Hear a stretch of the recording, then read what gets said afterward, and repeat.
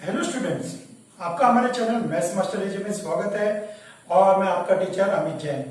और आपकी पढ़ाई अच्छी चल रही होगी, आप सब स्टडी हार्ड कर रहे हैं और मन लगा के पढ़ रहे हैं। आप बोर्ड के स्टूडेंट हैं।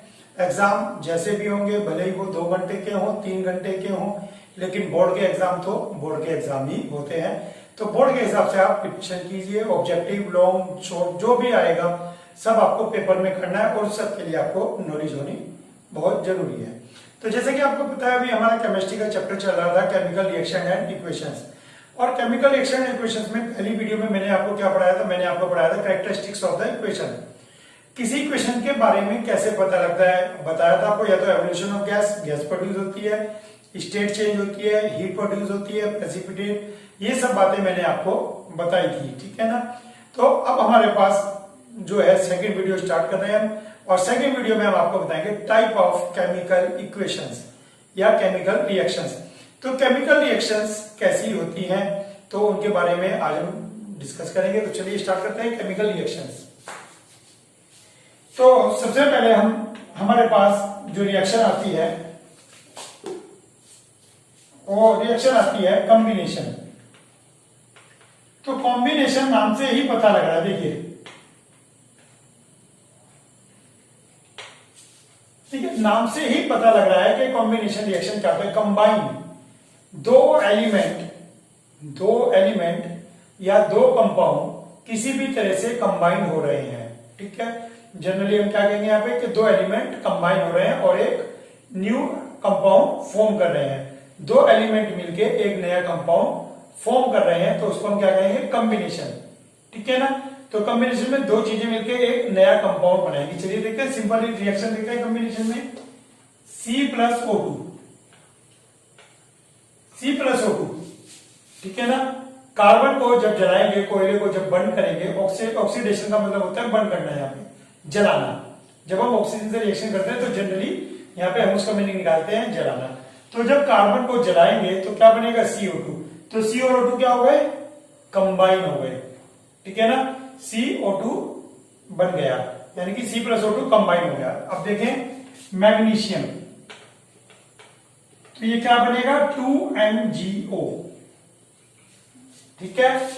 ओ माई गॉड, OMG नहीं बनेगा, कभी OMG ओ माई गॉड लिख दें आप। Mg+O2 MgO, Mg की वैलेंसी भी 2 होती है, O की वैलेंसी भी 2 होती है, इसलिए दोनों में कोई हमने नंबर नहीं लगाया कि कौन कितना आएगा। तो Mg भी सिंगल आएगा, O भी सिंगल। कैसे?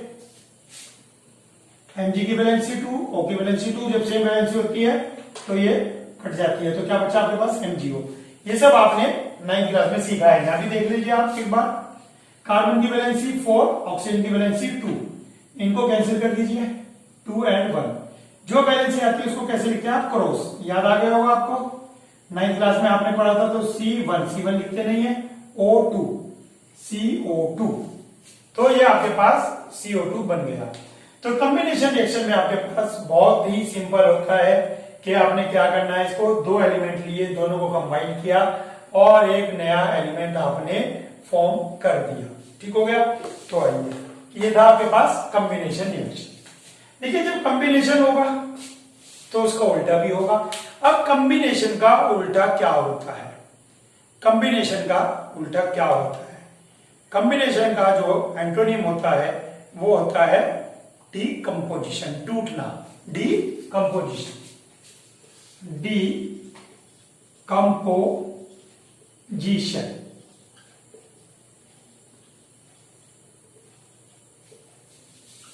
देखिए, डीकंपोजिशन रिएक्शन जस्ट इसका अपोजिट होता है। जब दो मिलके एक बनाते हैं तो एक से दो भी बनेंगे, जस्ट उल्टा होता है। चलिए, वाटर में अगर आप करंट पास कर दें, इलेक्ट्रिसिटी है ना, वाटर में अगर आप करंट पास करते हैं तो क्या होगा? ये हाइड्रोजन और ऑक्सीजन में ब्रेक हो जाएगा, हाइड्रोजन और ऑक्सीजन में ब्रेक हो जाएगा। तो हाइड्रोजन H2 2H2 और ऑक्सीजन O2, और दोनों ही गैस हैं। 2H2O करंट पास किया तो क्या हुआ? ये ब्रेक डाउन हो गया, और ब्रेक होने पर इसने हाइड्रोजन और ऑक्सीजन दोनों फॉर्म कर दिए, ठीक है। डीकंपोजिशन कॉम्बिनेशन में क्या था? दो को ऐड करके सिंगल बनाया। और डीकम्पोजिशन में सिंगल को ब्रेक कर दिया। जब आप सिंगल को ब्रेक करते हैं तो ये बन जाता है। और देखते हैं कैल्शियम कार्बोनेट। कैल्शियम कार्बोनेट को जब आप हीट करते हैं तो कैल्शियम ऑक्साइड बनता है और CO2 गैस बनती है। कैल्शियम कार्बोनेट को जब आप हीट करते हैं तो कैल्शियम ऑक्साइड, ठीक है, और CO2 गैस बनेगी। ये कुछ एग्जाम्पल है, मैं बाद में आपको और एग्जाम्पल्स बताऊंगा। ये समझाने के लिए आपको काफी है, सफिशिएंट है।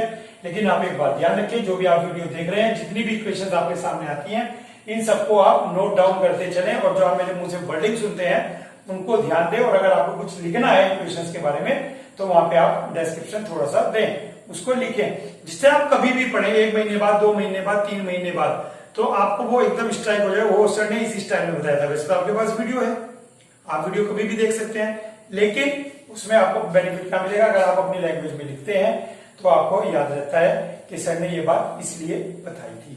चलिए, अब कॉम्बिनेशन हो गया आपके पास, डीकम्पोजिशन हो गया। अब देखते हैं डिस्प्लेसमेंट। चलिए, तो थर्ड आता है डिस्प्लेसमेंट। जब भी हम डिस्प्लेसमेंट रिएक्शन की बात करते हैं तो इसे सिंगल डिस्प्लेसमेंट बोलते हैं। सिंगल डिस्प्लेसमेंट, एक डबल डिस्प्लेसमेंट भी होता है, इसके बाद बताऊंगा। सिंगल वर्ड इसके अंदर अंडरस्टूड है, डिस्प्लेसमेंट रिएक्शन। तो देखिए डिस्प्लेसमेंट रिएक्शन क्या है। सीधी सी बात है, आप जो है बाइक पे जा रहे हैं, ठीक है, आप बाइक पे जा रहे हैं, सामने से पावरफुल आदमी आया, गुड्डा, बदमाश, लुच्चा, कुछ भी, और उसने आपकी पिटाई बना के आपकी बाइक को ले गया। Single displacement. वो आदमी पैदल आया था, उसने आपसे बाइक छीनी और आपकी बाइक को लेकर वो चला गया। सिंगल डिस्प्लेसमेंट, वो आपकी चीज ले गया और खुद आपको कुछ देकर नहीं गया। तो वो आपकी बाइक लूट गया और आपको कुछ देकर भी नहीं गया। आप अकेले खड़े हैं वहां पे, हाथ हिला रहे हैं, भैया कोई तो लिफ्ट दे दो, ठीक है ना। अदनान सामी भी कहता है थोड़ी सी तो लिफ्ट करा दे, तो ये भी कह रहा है थोड़ी सी तो लिफ्ट करा दो भाई, ठीक है। तो आप अपनी गर्लफ्रेंड के साथ जा रहे हैं, किसी ने थप्पड़ मारा और बोला ये तो मेरी गर्लफ्रेंड है। कमाल है भैया, तेरी है तो ले जा भैया गर्लफ्रेंड, ठीक है। तो क्या हुआ, डिस्प्लेसमेंट। डिस्प्लेसमेंट में highly reactive metal displace less reactive metal. ये क्या करता है, लेस रिएक्टिव मेटल को डिस्प्लेस कर देता है। जो मेटल कम रिएक्टिव हो उसको डिस्प्लेस कर देता है। तो इसकी हमारे पास एक रिएक्टिविटी सीरीज होती है। रिएक्टिविटी सीरीज याद करने के बहुत तरीके हैं, हर टीचर का एक अपना वे होता है, बुक्स में दिया है, स्टैंडर्ड वे है, मेरा भी एक अपना तरीका है। तो मैंने घातक फिल्म देखी थी, घातक फिल्म में सनी देओल का नाम काशीनाथ था, तो काशीनाथ से हमने बना दिया। आप जरा याद करें, पहले एक डायलॉग फिल्मी, अगर वो आपको फिल्मी डायलॉग याद हो गया तो फिर मैं आपको बताऊंगा उसका यूज कैसे करना है। काशीनाथ बाहर निकल, डैनी धमकी दे रहा है, डैनी का नाम कातिया था फिल्म में, डैनी धमकी दे रहा है सनी देओल को, काशीनाथ बाहर निकल। काशीनाथ क्या कर रहे थे उस समय, कमरे में बैठे हुए माजा पी रहे थे, माजा पी रहे थे काशीनाथ। तो क्या कहा उन्होंने, काशीनाथ बाहर निकल, माजा फेंक, माजा फेंक। एसपी आया है, ठीक है ना, पुलिस भी के अंडर में काम करती थी। क्या कहा उसने, एसपी आया है, और क्या लाया है, एसपी जब आया है तो क्या लाया है, copper, mercury, silver, gold. Copper, mercury, silver, gold, सारी रिएक्टिविटी सीरीज हो गई। दोबारा से देखते हैं, काशीनाथ बाहर निकल, बाहर निकल, माजा फेंक, एसपी आया है, कॉपर, मरकरी, सिल्वर, गोल्ड आया है, गाड़ी में भरा हुआ है कॉपर, मरकरी, सिल्वर, गोल्ड। चलिए देखते हैं, काशीनाथ, ये रहा काशीनाथ बाहर। अब मैं आपको बता दूं निकल है, लेकिन यहाँ पे निकल नहीं होता, ठीक है, निकल का कोई यूज नहीं है, क्योंकि वो हमारी रिएक्टिविटी सीरीज में हम उसका 10th स्टैंडर्ड में यूज भी नहीं करते। तो काशीनाथ बाहर निकल, यहाँ पे एक एक्स्ट्रा चीज आई, CA, इसको हमने कहीं यूज नहीं किया, ठीक, तो हमने इसको बस ऐसे याद रखा, कम केम कम, निकल, आना, कम केम कम, बस ये आपको एक यहाँ पे अलग से करना है। काशीनाथ बाहर निकल, आगे देखते हैं क्या निकलेगा बाहर। मा जा फेंक, काशीनाथ बाहर निकल, मा जा फेंक। एसपी आया है, एसपी आया है, क्या लाया है? Copper mercury silver gold, copper mercury silver gold, gold का सिंबल होता है AU, सिल्वर का AG, सिल्वर गोल्ड लाया है। तो आइए, काशीनाथ बाहर निकल, मा जा फेंक, एसपी आया है, कॉपर मरकरी सिल्वर गोल्ड लाया है। इसे आप लिख लें, मैंने कई बार बोला, आगे भी कई बार बोलूंगा। तो आइए देखिए, potassium, potassium, sodium, barium, calcium, magnesium, magnesium, aluminium, zinc, iron, lead, lead का सिंबल होता है Sn, सॉरी SN3, लेड नीचे आया हमारे पास, ठीक है, SN3 lead, hydrogen, copper, mercury, silver gold. दोबारा देखें, यहां से काशीनाथ बाहर निकल, ये एक्स्ट्रा है, बाहर निकल, मा जा फेंक, एसपी आया है, एसपी आया है, क्या कर रहा है? कॉपर मरकरी सिल्वर गोल्ड आया है। ये सही है, ये सही है। Magnesium, aluminium, zinc, iron, SN3 lead, hydrogen, बाकी ये है। बाकी आपका याद करने का तरीका सबका अलग अलग होता है। अगर आप किसी और तरीके से याद करना चाहते हैं तो आप कर सकते हैं। मुझे ये फिल्मी स्टाइल पसंद आया, मैंने इस फिल्मी स्टाइल से कर दिया, ठीक है। तो क्या पता लगा इसमें? ये हाईली रिएक्टिव मेटल है, ये इन सबको हटा देगा, इन सबको सर, ये इन सबको हटा देगा। क्या मतलब हुआ? देखते हैं ये इन सबको हटा देगा, क्या मतलब हुआ। तो मैं इसे रब कर रहा हूं, आपके पास तो वीडियो है, वीडियो में आप देख सकते हैं बैक कर करके। चलिए देखते हैं क्या कहने का मतलब है। NaCl प्लस K, तो K Na को रिप्लेस कर देगा, K Na को रिप्लेस कर देगा। ये मेटल इस मेटल को रिप्लेस कर देगा। पहला मेटल होता है, दूसरा नॉन मेटल, तो ये इस मेटल को रिप्लेस कर देगा साल्ट में से। तो Cl, KCl और Na बचेगा, ये रिप्लेस कर देगा। अभी जरा एक बात और देखें, KCl plus Na, no reaction. क्यों? Na लेस रिएक्टिव है, तो ये K को नहीं हटाएगा। अब देखते हैं, देखिए Na लेस रिएक्टिव है, नीचे है ना Na, तो ये K का कुछ नहीं बिगाड़ सकता। Na K का कुछ नहीं बिगाड़ पाएगा, क्योंकि K हाईली रिएक्टिव है, ये बॉस है, सबसे ऊपर है, ये सबको हटा सकता है K, क्योंकि K ने इसको हटा दिया, K ने इसको रिप्लेस कर दिया, ठीक है। लेकिन Na में इतनी हिम्मत नहीं है इसको रिप्लेस कर सके। चलिए और एग्जाम्पल देखते हैं।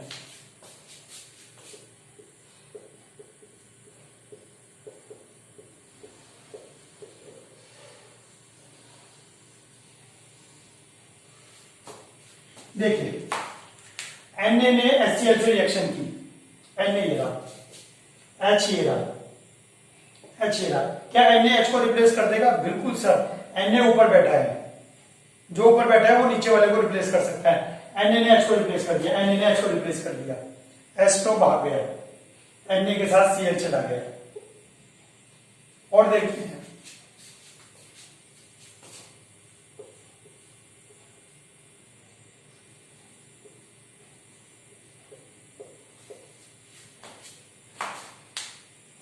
जिंक ऑक्साइड की कैल्शियम के साथ, जिंक ऑक्साइड लिया, कैल्शियम कहां है? कैल्शियम ऊपर है, ये हाईली रिएक्टिव है, तो ये लेस रिएक्टिव।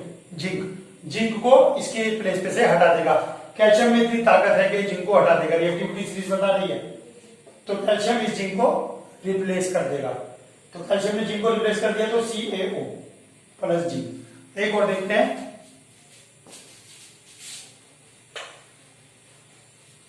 चलिए एक और देखते हैं, CuCl2 प्लस Ag। हम ये देखते हैं इसमें FeCl3 plus copper, no reaction. देखिए नो रिएक्शन, FeCl3 की कॉपर से की, कॉपर तो नीचे है तो Fe अपने फ्रेंड के साथ घूमता रहे, कॉपर क्या बिगाड़ देगा, कॉपर तो नीचे है, कॉपर तो नीचे आया, कॉपर लेस रिएक्टिव है आयरन के कंपैरिजन, इनसे तो हाई रिएक्टिव है लेकिन इन सबसे लेस रिएक्टिव है। तो आयरन किसी के साथ है तो कॉपर क्या बिगाड़ देगा, कॉपर कुछ नहीं बिगाड़ने का क्योंकि लेस रिएक्टिव है, नो रिएक्शन। तो आई थिंक आपको ये चीज पता लग गई होगी कि लेस रिएक्टिव मेटल डिस्प्लेस किया जा सकता है हाईली रिएक्टिव मेटल द्वारा। ठीक हो गया। चलिए ये तो था डिस्प्लेसमेंट रिएक्शन। डबल डिस्प्लेसमेंट में क्या होता है, आयन चेंज। इसके अंदर आयन चेंज होते हैं। अब देखो वो आपकी मोटरसाइकिल लेके भाग गया लेकिन अपनी साइकिल छोड़ गया, आप उसकी साइकिल लेके चले जाओगे, वो आया साइकिल पे आपकी मोटरसाइकिल लेके चला गया, आप खड़े रह गए, कुछ नहीं किया, आपने साइकिल लेके चले गए, अदला बदली हो गई, खुश हो गया, मजा आ गया। चलिए देखते हैं,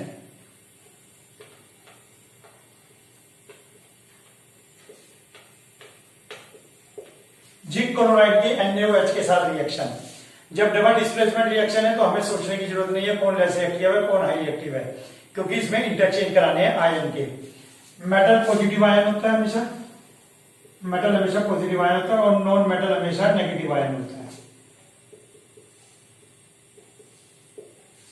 ठीक है, नॉन मेटल हमेशा नेगेटिव आयन होता है। तो ये नेगेटिव आयन एक्सचेंज हो जाएंगे या कहते हैं पॉजिटिव, एक को एक्सचेंज कर दीजिए, नेगेटिव को एक्सचेंज कर रहा हूं मैं, ZnOH प्लस NaCl।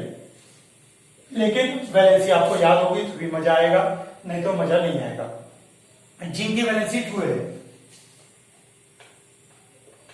और OH की 1 है। अब आप कहेंगे सर जिंक की वैलेंसी तो मुझे याद नहीं है।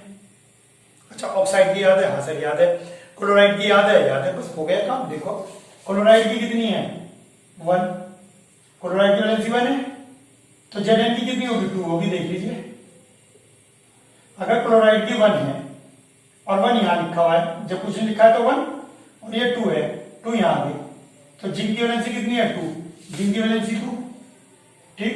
अच्छा Na की कितनी है, सोडियम की 1, OH की भी 1, तो Na की भी 1, OH की भी 1, तो OH की 1, तो अब लिखेंगे Zn1 OH2। ये सब आपको 9th में सिखाया गया था, आपको वैलेंसी देख के फार्मूला बनाना, लेकिन यहाँ पे हमने वैलेंसी ढूंढना भी बता दिया, वैलेंसी ढूंढ भी सकते हैं। नहीं समझ में आया तो वीडियो को बैक करके दोबारा देखें। Na की वैलेंसी 1, Cl की वैलेंसी 1, तो NaCl, ये एक्सचेंज हो गए। आप इसको दोबारा देखें, ZnCl2 और NaOH, तो आपके पास बन गया जिंक हाइड्रोक्साइड प्लस NaCl। ये आपके पास बन गया, जिंक इसके साथ रिएक्शन करेगा और Na इसके साथ करेगा, Cl के साथ। तो यहाँ पे कितने हैं, 2, OH के 2, ये बैलेंस भी हो गई। देखिए OH के 2 है यहाँ पर, OH के यहाँ पर 2 है, तो हमने यहाँ पर 2 से मल्टीप्लाई कर दिया OH के 2 बनाने के लिए।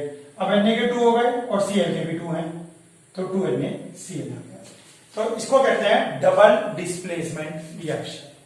ये आपके पास हो गई डबल डिस्प्लेसमेंट रिएक्शन। इसके बाद आती है आपके पास ऑक्सीडेशन रिडक्शन, मोस्ट इंपोर्टेंट है, ध्यान से समझे। ऑक्सीडेशन रिडक्शन,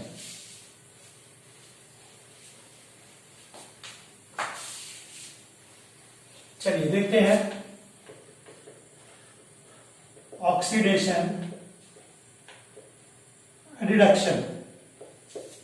ऑक्सीडेशन रिडक्शन में क्या है, सिंपल, ऑक्सीडेशन मीन्स ऑक्सीजन का ऐड होना। बस एक ही बात याद रखनी, बाकी कुछ नहीं याद रखनी है। 4 डेफिनेशन है, एक याद रखनी है, ऑक्सीडेशन, ऑक्सीजन का ऐड होना।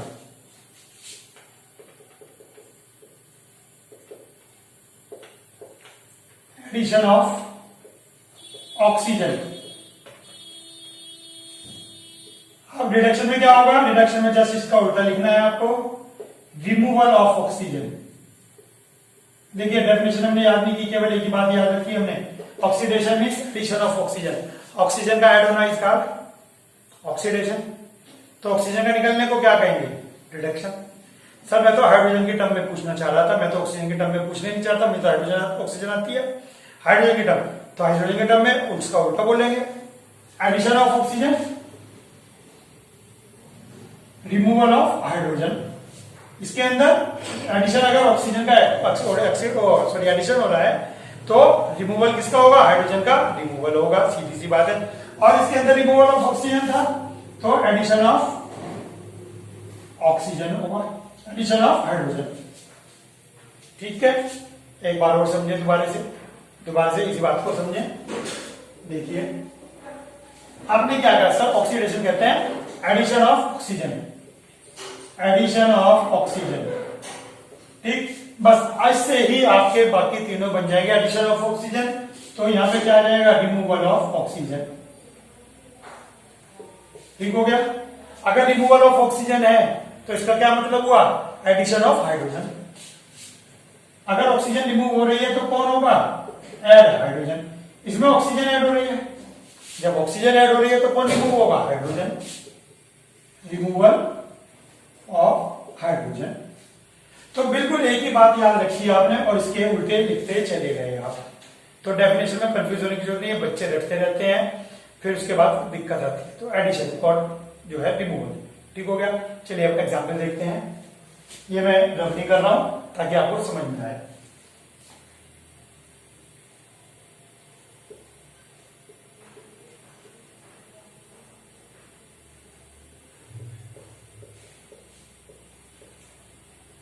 चलिए ये मैंने एक रिएक्शन लिखी है तो इसमें बताना है कि कौन सा स्टेप ऑक्सीडेशन का है, कौन सा रिडक्शन का है। आपने कहा सर मुझे पता लगा था एडिशन ऑफ ऑक्सीजन। देखिए ऑक्सीजन इसमें ऐड हुई, देखिए ध्यान से, देखिए सोडियम था अकेला Na, इसके अंदर ऑक्सीजन ऐड की गई है।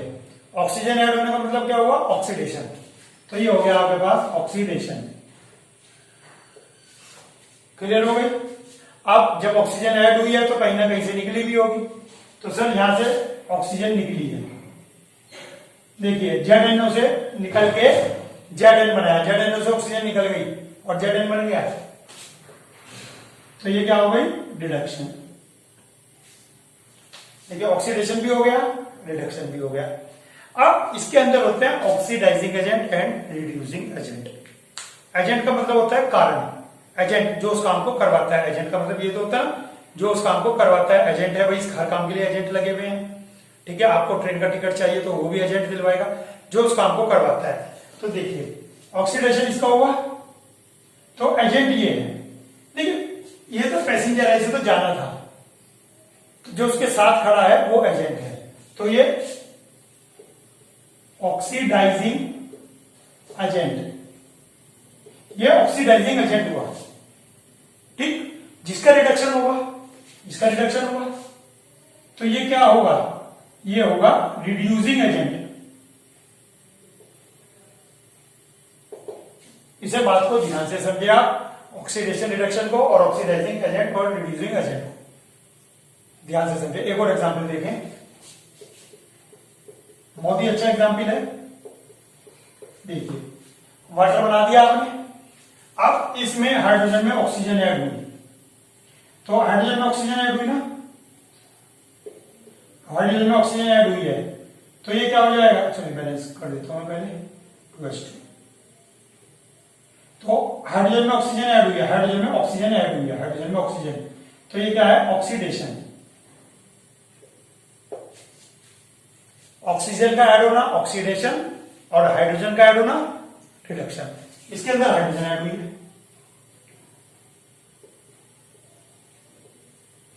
ठीक है, इसके अंदर ऑक्सीजन ऐड हुई है, इसके अंदर ऑक्सीजन ऐड हो गई, ये बना, तो ये कहलाएगा ऑक्सीडेशन। ठीक हो गया। और इस ऑक्सीजन में हाइड्रोजन ऐड हुई है, ऑक्सीजन में हाइड्रोजन ऐड हुई है, तो ये कहलाएगा रिडक्शन। और ये ऑक्सीडेशन है तो ये क्या होगा? Oxidising agent. ये ऑक्सीडाइजिंग एजेंट होगा, ऑक्सीडाइजिंग। और इसका रिडक्शन हुआ है तो ये क्या होगा? Reducing agent. ये होगा रिड्यूसिंग एजेंट। अभी मैं आपको थोड़े से एग्जाम्पल बताऊंगा पांचों के, ठीक है, वो आप देखेंगे। अब इसमें आगे की बात देखिए थोड़ा सा, ये हो गया ऑक्सीडाइजिंग एजेंट। अब जिस इक्वेशन में ऑक्सीडेशन और रिडक्शन दोनों हो रहे हैं, ऑक्सीडेशन और रिडक्शन दोनों हो रहे हैं, उसको कहते हैं हम रिडॉक्स रिएक्शन, रिडॉक्स। तो ये रिडक्शन और ऑक्सीडेशन को मिला के बना है redox. Redox reaction are those reaction in which reduction and oxidation take place simultaneously. एक साथ ऑक्सीडेशन रिडक्शन दोनों होते हैं, उस रिएक्शन को कहते हैं रिडॉक्स, ठीक है। तो ये आपके पास रिडॉक्स हो गई। अब हम आपको जो ये 5 टाइप कराए हैं आज मैंने आपको, सबसे पहला मैंने आपको कराया कॉम्बिनेशन, फिर आपको कराया डिकम्पोजिशन, फिर सिंगल डिस्प्लेसमेंट, फिर डबल डिस्प्लेसमेंट, सबसे आखिर में ऑक्सीडेशन एंड रिडक्शन। तो अब इनके थोड़े से मैं आपको एग्जाम्पल्स करा रहा हूं, चलिए देखते हैं इनके थोड़े से एग्जाम्पल्स।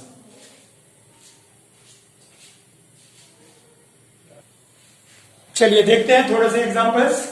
सबसे पहला एग्जाम्पल देखते हैं कॉम्बिनेशन रिएक्शन। कॉम्बिनेशन जैसे कि आपको बताया था मैंने, ऐड करना है, ठीक है ना।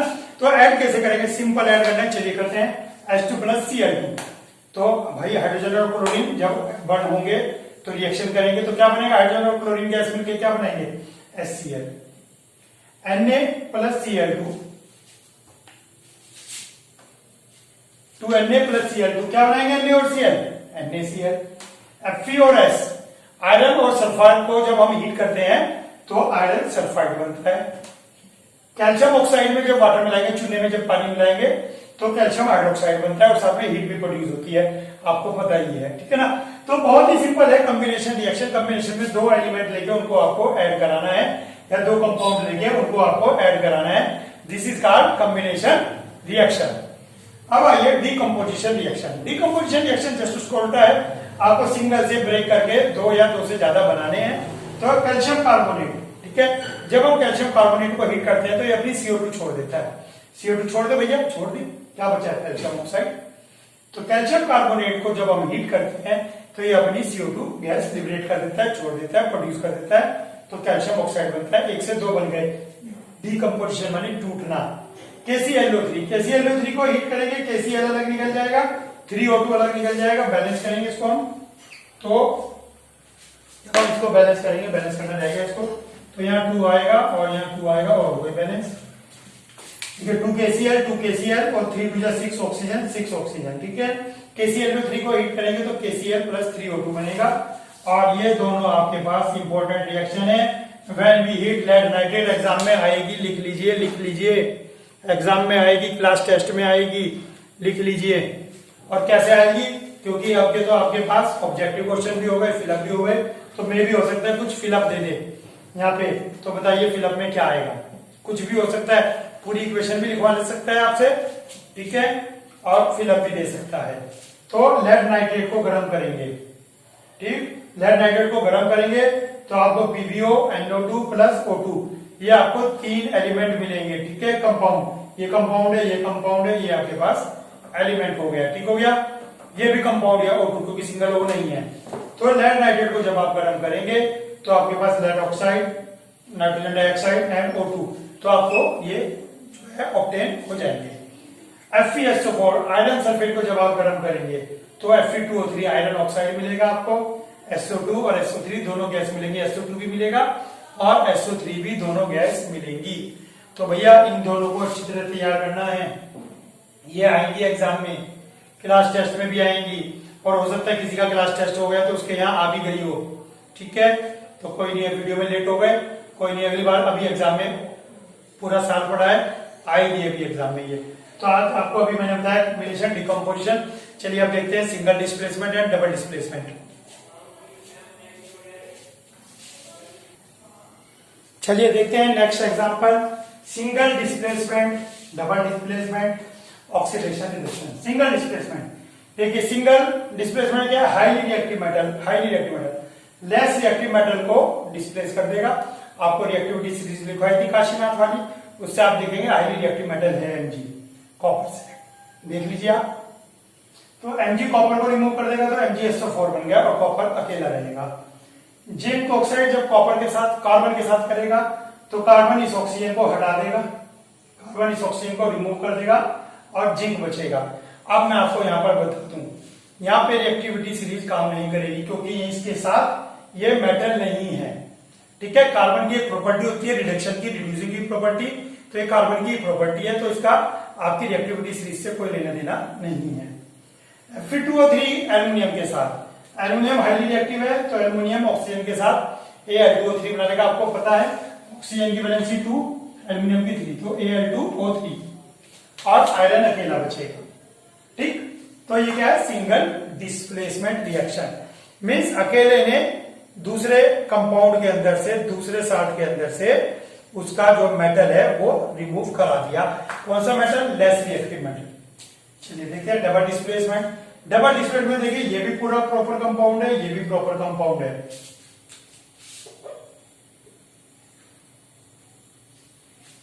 ये भी प्रॉपर कंपाउंड है, ये भी प्रॉपर, ये भी देखिए पूरे पूरे कंपाउंड है, दोनों ही कंपाउंड है। मीन्स तो इसके आयन के साथ एक्सचेंज हो जाएंगे, तो BaSO4 के साथ चला जाएगा और Cl के साथ चला जाएगा, NaCl के साथ जाएगा और BaSO4 के साथ जाएगा, AgCl के साथ जाएगा और NaNO3 के साथ जाएगा। मीन्स एक मेटल दूसरे नॉन मेटल के साथ जाएगा, इसका मेटल उसके नॉन मेटल के साथ जाएगा और उसका मेटल इसके नॉन मेटल के साथ जाएगा। अब आते हैं आपके पास ऑक्सीडेशन रिएक्शन। ऑक्सीडेशन रिएक्शन में देखिए, कॉपर ऑक्साइड की जब हाइड्रोजन के साथ रिएक्शन होती है तो कॉपर मेटल बनता है और वाटर बनता है, क्योंकि कॉपर जो है, कॉपर ऑक्साइड जो कॉपर है वो हाइड्रोजन से लेस रिएक्टिव है। देखिए आप रिएक्टिविटी सीरीज में कॉपर हाइड्रोजन से लेस रिएक्टिव है, तो हाइड्रोजन ने इस ऑक्सीजन को रिमूव करा दिया। अब देखिए इसके अंदर ऑक्सीजन ऐड हुई है, इसके अंदर ऑक्सीजन ऐड हुई है, तो ये क्या कहलाएगी, ऑक्सीडेशन। और मैंने आपको बताया था अगर ये ऑक्सीडेशन है तो इसको क्या कहेंगे, ऑक्सीडाइजिंग एजेंट। लिख लीजिए आप, इसको कहेंगे ऑक्सीडाइजिंग एजेंट। आपके पास वीडियो होती है, आप पॉज करके कुछ भी कर सकते हैं, बैक कर सकते हैं, पॉज कर सकते हैं। तो ये आपने क्या किया, हाइड्रोजन में ऑक्सीजन ऐड हुई तो ये ऑक्सीडेशन और ये ऑक्सीडाइजिंग एजेंट। अब हाइड्रोजन, हाइड्रोजन आ जाइए, हाइड्रोजन में ऑक्सीजन ऐड हुई है यहाँ पे देखिए, सॉरी कॉपर ऑक्साइड, ये तो हो गया था कॉपर ऑक्साइड। कॉपर ऑक्साइड में से ऑक्सीजन निकल गई और रिमूवल ऑफ ऑक्सीजन, पीछे डेफिनेशन देखिए आप, removal of oxygen is reduction, removal of oxygen is reduction, तो ये क्या होगा, रिड्यूसिंग एजेंट। क्लियर हो गई। अब आइए इधर MnO2, O2 में से इसमें से ऑक्सीजन निकल गई, देखिए ऑक्सीजन निकल गई, जब ऑक्सीजन निकलती है तो उसको क्या कहते हैं, रिडक्शन, तो ये रिड्यूसिंग एजेंट होगा। ये रिडक्शन है तो ये रिड्यूसिंग एजेंट होगा। अब आइए HCl में से H हट गया और removal of H is called, removal of H, ठीक है, removal of H is called oxidation. H का हटना ऑक्सीडेशन, तो ये ऑक्सीडेशन है, तो ये क्या कहलाएगा, ऑक्सीडाइजिंग एजेंट। आई होप आपको बहुत अच्छी तरह समझ में आ गया होगा। अगर आपको अभी क्लियर नहीं हुआ तो वीडियो को आप 2-3 बार बैक करके देखें। अब इसमें मैं 1-2 प्रॉपर्टी हो रहे हैं वो थोड़ा सा आपको बताता हूं, हटके हैं। आप ये ना सोचा करें सर ने एकदम रब कर दिया, आपके पास वीडियो है, वीडियो में कुछ रब नहीं होता है। आप अपने दोस्तों को बताएं ताकि आपके दोस्तों को भी बेनिफिट हो। अगर आपके स्कूल में टीचर्स को प्रॉब्लम हो रही है वीडियो डालने में, बताने में, तो आप अपने स्कूल के ग्रुप में भी वीडियो डालें, बताएं उनको, ताकि सारे बच्चों का बेनिफिट हो सके। ठीक है, तो आइए चलिए देखते हैं। अब हमारे पास एक आपकी है फोटोकेमिकल डिकम्पोजिशन, यानी कि फोटोकेमिकल में क्या है, फोटोकेमिकल में डिकम्पोजिशन रिएक्शन कैसे काम करती है, मीन्स लाइट से decomposition in the presence of light, decomposition in the presence of light. क्या decomposition in the presence of light होती है, yes, decomposition in the presence of light. ठीक है, decomposition in the presence of light में क्या है, आपके पास AgBr है और जैसे ही इसके ऊपर लाइट पड़ती है तो ये Ag और Br में ब्रेक हो जाती है। अब ये AgBr क्या है, AgBr जो आपके पास नेगेटिव आते थे फोटो के पहले रील आती थी, AgBr वो होता है। और जब आप फोटो खींचते हैं उसके ऊपर लाइट गिरती है तो लाइट गिरने में वहां से ब्रोमीन अलग हो जाता है और जो आपको नेगेटिव में दिखता है वो सिल्वर सिल्वर दिखता है। सोचिए आप जब आप नेगेटिव देखते हैं तो आपको सिल्वर सिल्वर दिखता है, जहां पे सिल्वर दिखता है वहां पे आपकी फोटो है। तो AgBr में जब लाइट पड़ती है तो वो Ag और Br में टूट जाता है। अच्छा, एक और, आपने मेडिसिन देखी है घर पे मेडिसिन की जितनी शीशी है लिक्विड सिरप, उनके ऊपर एक चीज लिखी होती है, ध्यान देना आप। अभी देखना, अभी आपके घर में सिरप रखा हो, खाली शीशी पड़ी हो, देखना, अवॉइड या प्रिवेंट या keep away from light. Generally लिखा होता है keep away from light. Keep away from light इसलिए लिखा होता है, कुछ केमिकल ऐसे होते हैं जब उन पर लाइट पड़ती है तो वो डिकम्पोज हो जाते हैं, टूट जाते हैं। फिर आपको दवाई तो ये खानी थी, साल्ट तो ये खाना था, लेकिन सिरप में साल्ट ये है तो ये तो असर नहीं करेंगे। कुछ भी बनेगा लाइट से रिएक्शन करके, कुछ भी बनेगा, लेकिन वो चीज नहीं है जो दवाई आपको दी गई थी। तो इसलिए लिखते हैं कीप अवे फ्रॉम लाइट। तो लाइट से दूर रखते हैं क्योंकि लाइट भी डिकम्पोजिशन रिएक्शन शो करती है।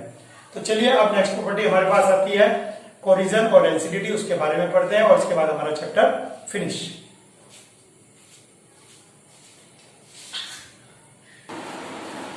चलिए स्टार्ट करते हैं कोरिजन या रस्टिंग।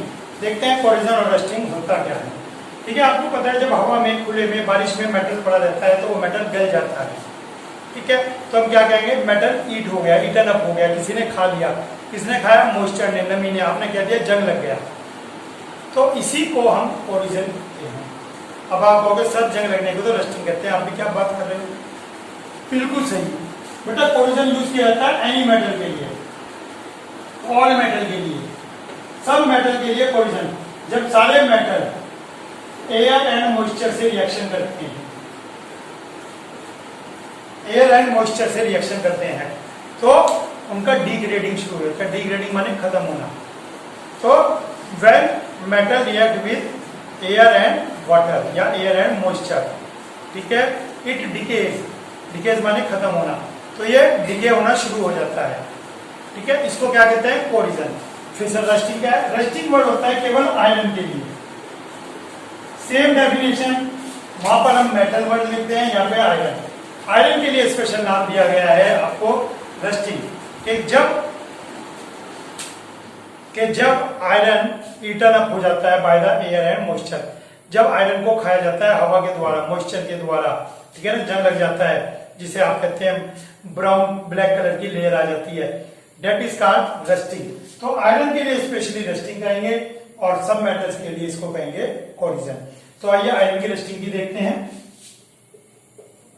Fe ऑक्सीजन के साथ रिएक्शन करता है, वाटर के साथ रिएक्शन करता है, वाटर के X मॉलिक्यूल के साथ, तो रस्ट बनाता है। रस्ट होता है Fe2O3 into XH2O। Means iron ने ऑक्सीजन के साथ तो रिएक्शन की, पानी कितना है मुझे नहीं पता, X लिखा मैंने, क्यों, आपने बाल्टी भर के पानी गिरा होगा, हो सकता है बारिश का पानी हो सकता है जो हवा में नमी है वो हो, और हो सकता है छत पे पड़ा हो, कोई सा भी पानी, कैसा भी पानी, कितने भी दिन का हो सकता है।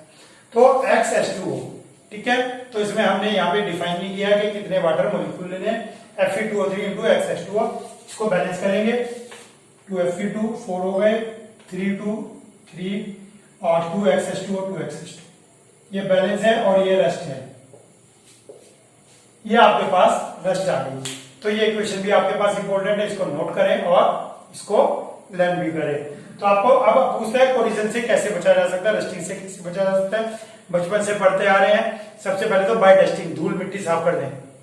आपकी साइकिल खड़ी है, बाईसाइकिल खड़ी है, आपकी मोटरसाइकिल खड़ी है, तो सबसे पहले आप उसकी धूल मिट्टी साफ करें, तो उससे जंग लगने की टेंडेंसी कम होगी। बाय ऑयलिंग, उसके ऊपर आप ऑयल या ग्रीस लगा दें हल्की सी, वैसे ऑयलिंग ही करते हैं, बाय ऑयलिंग हल्की सी उस पर ऑयलिंग कर दें। तो जब सरसों का तेल या कोई सा भी ऑयल आप उसके ऊपर लगाते हैं या कोई भी ग्रीस टाइप चीज लगाते हैं, तो उसके ऊपर पानी का अटैक नहीं हो पाएगा, वो चीज उसको पानी से बचाएगी। बाय कवरिंग, उसको ढक के रखें आप चीज को, जब खुले में रखेंगे तो रिएक्शन करेगी। बाय पेंटिंग, जो खुला लोहा होता है जंग उसमें लगता है, जब आप उस पर पेंट करते हैं तो उस पर जंग नहीं लगता, तो इस बात को ध्यान रखें। तो आपके पास ये पॉइंट हो गए रस्टिंग से बचने के लिए, कोरिजन से बचने के लिए भी ये स्टेप है और रस्टिंग से बचने के लिए भी ये स्टेप है। चलिए लास्ट टॉपिक आज का करते हैं, रेंसिडिटी।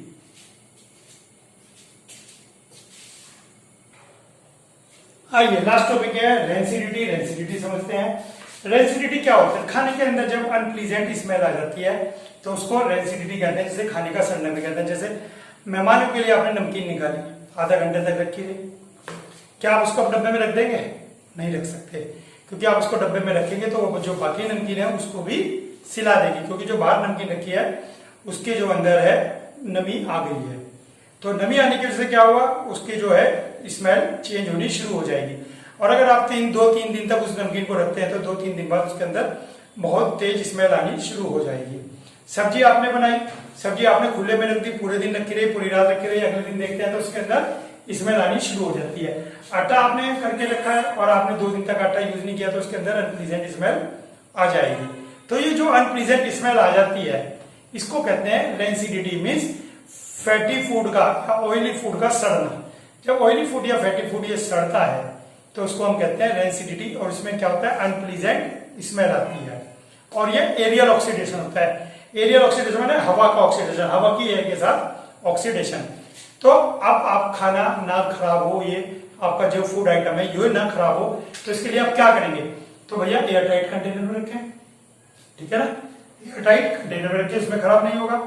चीजों को रेफ्रिजरेटर में रखें, जैसे आपकी सब्जी वगैरह है, पराठे वगैरह है, अगर आपको लगता है लंबे टाइम तक रखने हैं, ठीक है, तो आप क्या करेंगे, फ्रिज में रखेंगे। केक वगैरह लाते हैं आप बाहर थोड़ी रखते हैं, उसको फ्रिज में रखते हैं, क्योंकि केक भी 2-3 दिन में अनप्लीजेंट स्मेल देने लगेगा। ठीक हो गया ना। चिप्स के पैकेट है, चिप्स के गए फूले फूले होते हैं, और जब पहाड़ों पे जाते हैं तो देखा ना आपने, और फूल जाते हैं। क्यों फूल जाते हैं? क्योंकि उनके अंदर एयर प्रेशर है, और जब पहाड़ों पे जाते हैं तो पहाड़ों पे बाहर का एयर प्रेशर कम है। जो उसका पैकेट है, पैकेट के बाहर एयर प्रेशर कम हो जाता है, लेकिन अंदर का प्रेशर उतना ही है, तो वो जब पहाड़ों पे जाते हैं चिप्स के पैकेट फूल जाते हैं। खैर ये तो मैं जनरल बात बता रहा हूँ, इसका चैप्टर से कोई लेना देना नहीं है। तो हमने कहा कि जो उसके अंदर गैस होती है वो गैस कौन सी होती है, चिप्स तो 10 ही है, हो सकता है 7 ही हो, लेकिन गैस भरी हुई है पूरी, तो वो गैस होती है नाइट्रोजन गैस। तो चिप्स में नाइट्रोजन गैस भरी जाती है। जो पैक्ड फूड होते हैं उनके अंदर भी गैस भरी होती है। कौन सी? ये दो, BHA और BHT। इनकी फुल फॉर्म आपको याद रखनी है, ब्यूटेलाइटेड हाइड्रोक्सी एनोसिल, ब्यूटेलाइटेड हाइड्रोक्सी एनिसोल, ब्यूटेलेटेड है ना, ब्यूटेलेटेड हाइड्रोक्सी एनिसोल, और इसके ब्यूटेलेटेड हाइड्रोक्सी टोलुइन। तो ये दो गैस उसके अंदर भरी जाती है पैक्ड फूड के अंदर, जिससे जो आपका पैक्ड फूड है वो सड़े ना। जैसे रसगुल्ले का कंटेनर हो गया, उसके अंदर कुछ ना कुछ तो होगा जो वो सड़ता नहीं है, उसमें लिखा होता है कि इसके अंदर प्रिजर्वेटिव नहीं है, ठीक है, तो उसके अंदर गैसेस भरी जाती हैं जिससे फूड सड़ेगा। तो एयर टाइट कंटेनर में रखेंगे, फ्रीज में रखेंगे, और नाइट्रोजन गैस भरेंगे, और साथ में ये गैस भी आप फूड के अंदर कंटेन करेंगे, जिससे फूड के अंदर अनप्लीजेंट स्मेल ना आए। और लाइट से अवे रखेंगे। जो फूड लाइट में रखे होते हैं वो जल्दी खराब होते हैं, जो लाइट में फूड रखे होते हैं वो जल्दी खराब होते हैं। तो कीप अवे फ्रॉम लाइट, इसलिए आपने देखा होगा जो फूड के कंटेनर होते हैं मेनली वो कलरफुल होते हैं, ब्लू, ग्रीन, ठीक है ना, वो जनरली कलर होते हैं कंटेनर फूड रखने के, जिससे उनके अंदर लाइट ना जाए। तो ये आपका चैप्टर कंप्लीट होता है। होप आपको अच्छी तरह समझ में आया होगा। आप इस चैप्टर को 2-3 बार देखें वीडियो को, और अपने दोस्तों के साथ शेयर करें। आज के लिए इतना ही, और नेक्स्ट हम मिलते हैं फिजिक्स के चैप्टर के साथ, इलेक्ट्रिसिटी। चलिए।